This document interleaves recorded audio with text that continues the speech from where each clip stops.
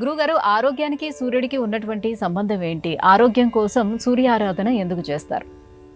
మనకి పురాణాల్లో ఒక ప్రమాణం చెప్పారండి, ఆరోగ్యం భాస్కరాదిచ్చేత్.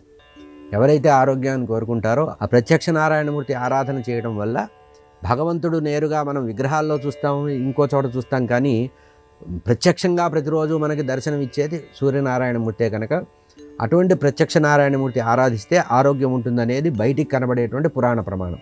కానీ యథార్థంగా ఆలోచించండి, సూర్యనారాయణమూర్తి రావడం వల్లనే చెట్లు మొలకెత్తటం కానీ, విత్తనాలు మొలకెత్తటం కానీ, జీవరాశులు జీవించడం కానీ, చైతన్యం రావడం కానీ, మన ఉచ్ఛ్వాస నిశ్వాస సక్రమంగా నడవడం కానీ అంతా కూడా సూర్య భగవాను ఆధారపడే ఉంది. ఒక 2 రోజులు సూర్యుడు రాకపోతే మనం ఎంత ఇబ్బంది పడుతుంటాం చూడండి. అట్లా భగవంతుణ్ణి సూర్యుడిలో చూడమన్నారు. అందుకనే మీకు భారతంలో భాగవతంలో ఒక కథ కూడా ఉంది. కృష్ణ పరమాత్మకి సంతానంలో సాంబుడు అని ఒక కుమారుడు ఉన్నాడు. కృష్ణుడికి సాంబుడు అని. కైలాసానికి వెళ్ళి పరమేశ్వరుడు కృష్ణ పరమాత్మ 1 సంవత్సరం పాటు శివుడి గురించి ఆరాధిస్తే ఆ శివుడు వరం ఇస్తే పుట్టినవాడు సాంబుడు. అటువంటి శివ అనుగ్రహం వల్ల పుట్టినటువంటి సాంబుడికి అనుకోకుండా కుష్ఠవ్యాధి వస్తుంది. కుష్ఠవ్యాధి కలిగితే ఏం చేయాలంటే అప్పుడు ఋషులు కృష్ణ పరమాత్మ దగ్గరికి వచ్చి చెప్పారు, నీ కుమారుణ్ణి సూర్యారాధన చేస్తే ఈ వ్యాధి తగ్గుతుంది అని చెప్పారు.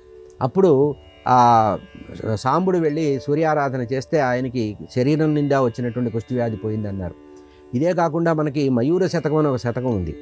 ఆ మయూర కవి కూడా ఈ శరీరానికి వచ్చినటువంటి వ్యాధి పోవాలంటే సూర్యనారాయణమూర్తిని కీర్తిస్తే పోయిందన్నారు.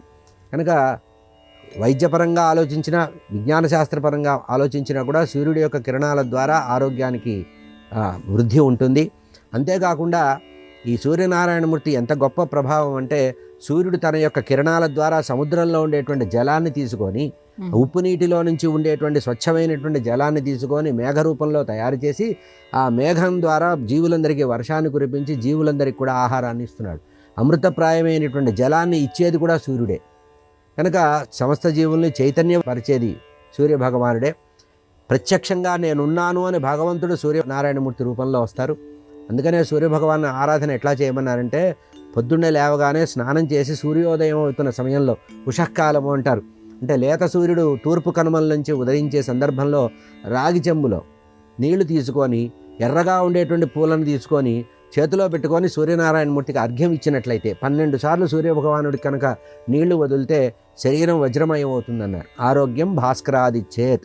ఎవరైతే ఆరోగ్యం కావాలనుకుంటారో వాళ్ళు భాస్కరుడు అంటే చైతన్యం కలిగించేటువంటి సూర్యనారాయణమూర్తి ఆరాధన చేయడం అనేది ప్రాచీన కాలం నుంచి ఉంది.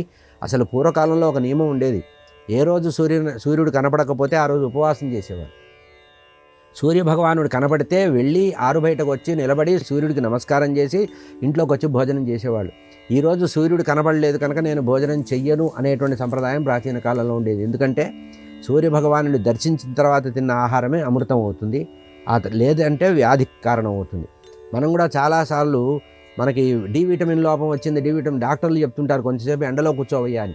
అంటే సూర్య ఆరాధన చేయమని అర్థం.